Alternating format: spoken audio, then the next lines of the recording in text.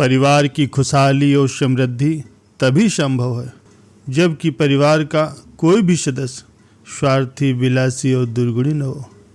सभी सदस्यों को इन बुराइयों से बचना चाहिए। यदि परिवार में अपने कर्तव्यों के प्रति पूरी आस्था और समर्पण होगा तो इस बात को अच्छी तरह से समझ पाएंगे कि स्वार्थ की बजाय स्नेह और सहयोग का माहौल ही परिवार के लिए फायदेमंद है। भाई भाई में बिखराव और मनमुटाव तभी पैदा होता है जब आपस में अपने कर्तव्यों को करने के बजाय अधिकार पाने की अधिक कोशिश करते हैं। इसलिए परिवार की सलामती और समृद्धि के लिए परिवार के हर सदस्य को आपस में प्रेम पूर्वक रहना चाहिए। प्यारे सज्जनों, निस्वार्थ प्रेम रिश्तों को बनाए रखता है। बहुत पुराने समय की बात है। एक गांव में एक परिवार रहा करता था। उसमें 7 लड़के और 1 लड़की थी।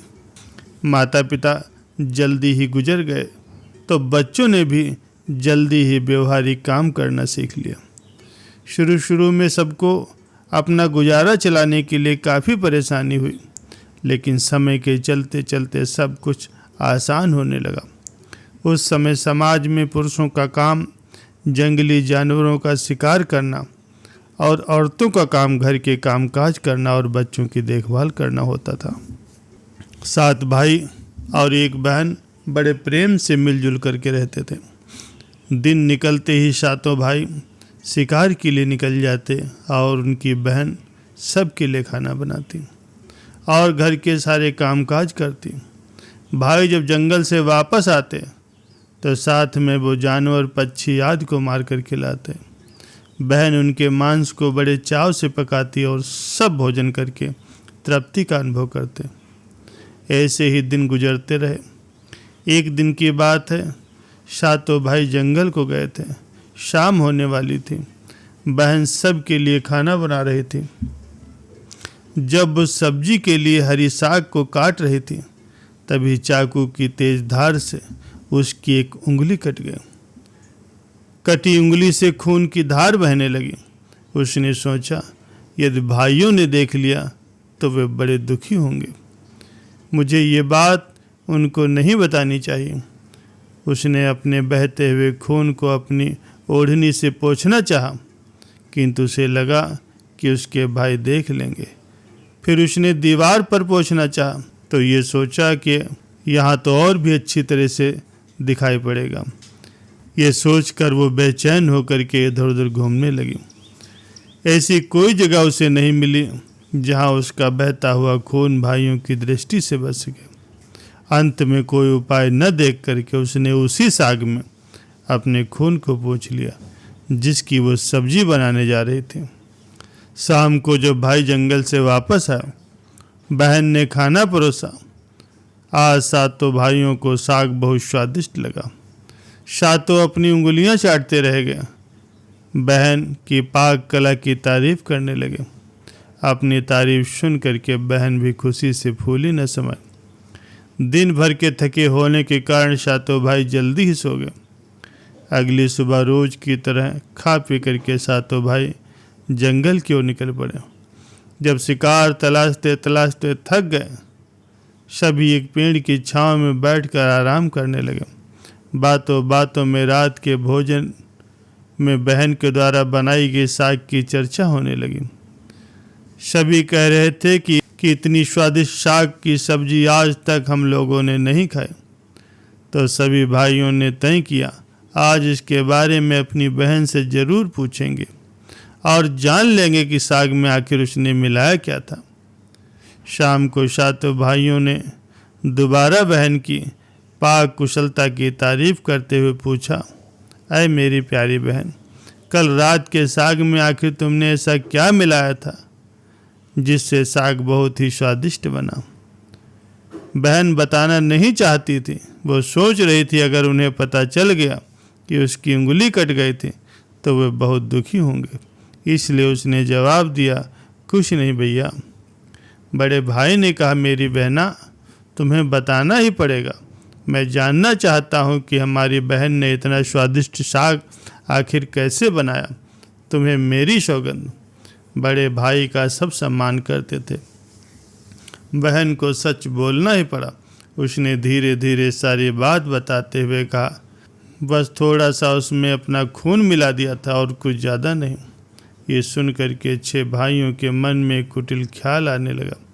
वो सोचने लगे कि इसके खून की चंद बूंदें इतनी स्वादिष्ट हैं तो इसका मांस कितना स्वादिष्ट होगा। रात जब सोने के लिए चले गए तो आपस में फिर उनकी उसी बात पर चर्चा छिड़ गई। बड़ा भाई कहने लगा, अरे खून की कुछ बूंदें इतनी स्वादिष्ट है तो शरीर का मांस कितना स्वादिष्ट होगा। सब ने बड़े भाई की बात में हाँ मिलाई।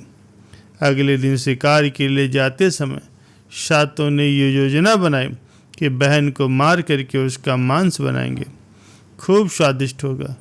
सातवें भाई को अपने बड़े भाई की बात बिल्कुल भी उचित नहीं लगी। वो अपनी प्यारी बहन को बचाने के लिए बेचैन हो गया। वो खुलकर इसका विरोध नहीं कर सकता था क्योंकि 6 भाई एक तरफ थे। शिकार करने के बाद सभी भाइयों ने मिलकर के एक टीले पर बांस के फट्टों से एक चबूतरा का निर्माण किया। उसकी योजना थी कि बहन को बुला करके वो यहाँ लाएंगे और तीरों से मार करके उसकी हत्या कर देंगे और फिर उसका स्वादिष्ट मांस खाएंगे। अगले दिन बड़े भाई ने अपनी बहन से कहा, ऐ मेरी प्यारी बहन, अब तुम बड़ी हो गई हो और शादी के लायक हो गई हो। मैंने तुम्हारे लिए एक सुंदर वर की तलाश की। आज हम उसका घर देखने जाएंगे। तुम्हें भी सच समझ करके हमारे साथ चलना होगा। बहन शादी की बात से बहुत खुश हुई। वो तुरंत तैयार होकर के भाइयों के साथ चलने लगी। चलते चलते वो थक गई। वो अपने बड़े भाई से पूछने लगी, मेरा ससुराल अब कितना दूर है? बड़ा भाई बोला, बस अभी पहुंचने ही वाले हैं। दूर से दिखाई दे रहे टीले पर बने उस चबूतरे को देखते हुए वो बड़ा भाई बोला, वो देखो तुम्हारा ससुराल जहाँ तुम राज करोगी। ये सुन करके बहन आनंदित हो गई। उस बांस के बने चबूतरे को देखते ही बड़े भाई ने अन्य भाइयों को अपनी बहन को उस पर खड़ी करके रस्सी से बांस के खंभे के साथ बांधने का आदेश दिया। सभी भाई मिल करके फुर्ती से बहन को बांधने लगे। बहन असहाय थी। अपने सभी भाइयों को हत्यारे के रूप में देख करके बहन का हृदय हाहाकार करने लगा। वो ईश्वर को याद करने लगी कि ऐ मेरे ईश्वर, अब तुम ही मेरा सहारा हो। मेरे सातों भाई मेरी हत्या करना चाहते हैं। इनमें से एक भी ऐसा नहीं है जिसके दिल में मेरे लिए दया और प्रेम हो। अपने बहन की बातों को सुन करके सातवां भाई द्रवित हो गया। बहन की पुकार पर वो तड़प करके रह गया, पर 6 भाइयों का प्रतिवाद करने का वो साहस नहीं जुटा पाया। बहन को निर्मयता से बांधने के बाद बड़े भाई ने सबको बारी बारी से उस पर बाण से प्रहार करने का आदेश दिया। बड़ा भाई हाथों में धनुष बाण लेकर के जब प्रहार करने को तैयार हुआ, तब बहन अपने भाई के सामने हाथ जोड़कर कहने लगी, मुझे मत मारो भैया, मैं आपकी बहन हूँ। लेकिन भाई ने कठोरता दिखाते हुए उस पर तीर चलाया। निशाना विफल रहा। उसके बाद दूसरा भाई तीर मारने को तैयार हुआ। बहन ने उसके आगे भी हाथ जोड़कर वही बात कही, उसका भी निशाना चूक गया। इसी तरह सभी भाइयों ने बारी बारी से बहन की छाती को लक्ष्य करके तीर मारने की कोशिश की। बहन हर बार यही बात दोहराती रही। 6 भाई लक्ष्य भेदने में असफल रहे। जब 7वें भाई की बारी आई तो 6 भाई उससे कहने लगे कि पूरी ताकत से तीर चलाना, बहन को एक ही बार में ढेर कर देना। यदि तुम्हारा निशाना चूक गया तो तुम भी जिंदा नहीं बचोगे। हम सब मिलकर तुम्हें मार देंगे। बहन ने छोटे भाई की जान खतरे में पड़ते देखा।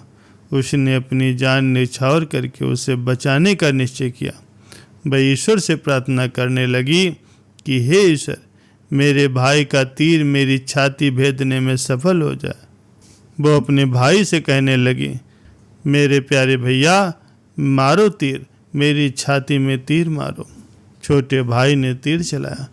उसका तीर बहन की छाती में जाकर के लगा। वो दर्द से तड़प उठी। कुछ देर छटपटाने के बाद उसके प्राण पखेरु उड़ गए। वो शांत हो गई। अपनी कुटिल योजना सफल होने पर 6 भाइयों की बाछें खिल गई। सातों भाइयों ने मिल करके मृत बहन का शरीर उस मचान से नीचे उतारा। 6 भाइयों ने मिल करके बहन के शरीर की बोटी बोटी काट डाली। बड़े भाई ने 7वें को जंगल से लकड़ी और पानी लाने का आदेश दिया। छोटा भाई पानी और लकड़ियों के साथ साथ कुछ मछली और केकड़े ले आया। वो अंदर अंदर बहुत व्याकुल था। उसके भाई अपनी बहन के मांस को बड़े चाव से पका रहे थे। वो अपनी प्यारी बहन का मांस नहीं खा पाएगा, और अगर नहीं खाएगा तो अन्य भाई उसे गाली देंगे। उसने मांस बनाते समय चुपके से साथ लाई हुई मछलियाँ और केकड़े को आग में डाल दिया और अपने खाने का जुगाड़ कर लिया। चावल और मांस तैयार हो गया। जमीन पर केले के पत्ते बिछा करके उसमें सब के लिए मांस परोसा गया। छोटे भाई ने पहले ही अपने बैठने के स्थान पर छोटा सा गड्ढा खोद लिया था। उसने अपनी पत्तल में परोसे गए नरमांस को चुपके से उस गड्ढे में डाल दिया और मछली भात खाने लगा। अन्य भाई अपनी बहन की हड्डियां चबाने लगे, लेकिन 7वां भाई केकड़ा चबाने लगा। जब सब ने बहन के शरीर के स्वादिष्ट मांस से अपना पेट भर लिया तो बड़े भाई ने 7वें भाई को जूठा साफ करने को कहा। उसने बहन की बची खुची हड्डियां और शरीर के अन्य भाग जैसे सिर, नाखून, पंजे आदि सभी इकट्ठा करके उसी गड्ढे में डाल दिया और उस पर मिट्टी से ढक दिया। कुछ समय के बाद उस स्थान पर बांस का एक पौधा उगा। धीरे धीरे वहाँ बांसों का झुरमुट बन गया। एक बार वहाँ से एक संत जी गुजर रहे थे। उसी बांस की झुरमुट में छुप करके वो मूत्र त्याग करने लगे। उसी समय आकाशवाणी हुई कि हे संत दुर्गंध आ रही है, हे संत दुर्गंध आ रही है।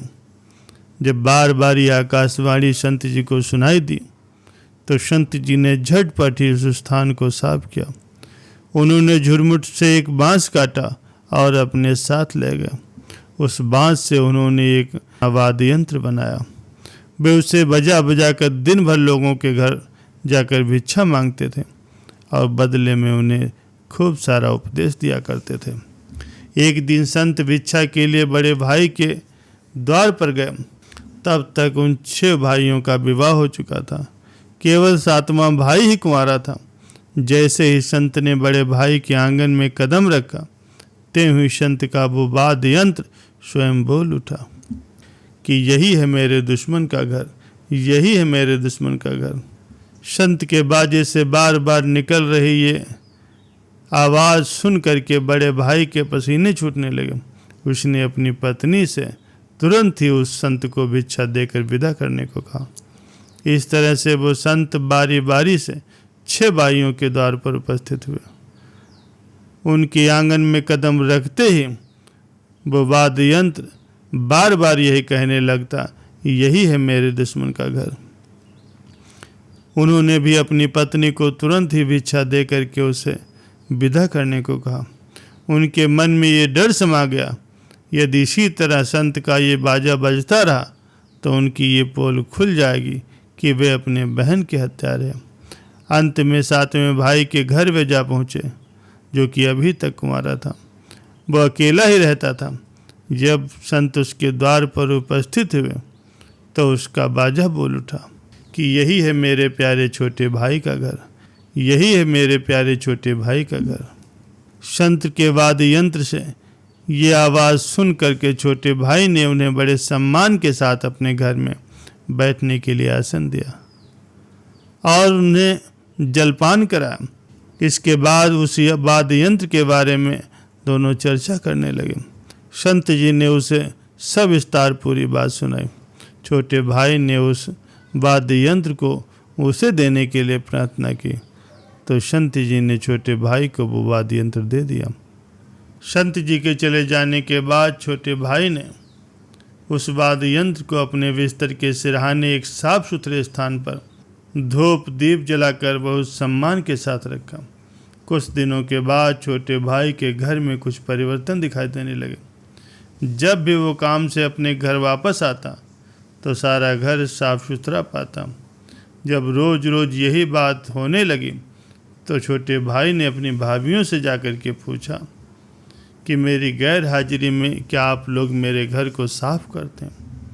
सभी भाभीयों ने जवाब दिया, नहीं, हमें तो अपने घर के ही कामकाज से फुर्सत नहीं, तो हम तुम्हारा घर भला कैसे साफ करते हैं? छोटे भाई ने निश्चय किया, आज वो छुप करके देखेगा कि उसका घर आखिर कौन साफ करता। वो घर के एक कोने में छुप गया। घर सुनसान होते ही उस वाद्य यंत्र से उसकी बहन की ही शकल सूरत की एक लड़की निकली और घर का उसने सारा काम किया और फिर उसी वाद्य यंत्र में समा गई। छोटे भाई ने ये बात अपनी बड़ी भाभी को बताई तो बड़ी भाभी ने उसे समझाया कि जो ही वो लड़की उस वाद्य यंत्र से बाहर निकले तो तुम फौरन ही उस वाद्य यंत्र को आग के हवाले कर देना और उस लड़की पर तुम तुलसी जल छिड़क देना, फिर देखना क्या होता है। छोटे भाई ने अपनी बड़ी भाभी के कहे अनुसार ही ऐसा किया। उसने लड़की के निकलते ही उस वाद्य यंत्र को आग में डाल दिया और लड़की पर पवित्र जल का छिड़काव कर दिया। तुलसी जल के स्पर्श से वो मानव रूप में आ गई। भाई ने देखा कि ये तो उसकी प्यारी बहन है। उसने अपनी बहन को गले से लगा लिया। उसके बाद दोनों भाई बहन बहुत प्रेम से अपना जीवन बिताने लगे। प्यारे सज्जनों, निस्वार्थ प्रेम ही रिश्तों को बनाए रखता। रिश्तों को कलंकित करने वाले कभी छुप नहीं सकते। उन्हें अपने कर्मों का फल एक दिन जरूर मिलेगा। प्यारे सज्जनों, आशा करता हूँ आज का सत्संग आपको अच्छा लगा होगा। अगर अच्छा लगे तो लाइक करें, शेयर करें और सब्सक्राइब जरूर करें। सत्संग सुनने के लिए आप सभी का बहुत बहुत धन्यवाद।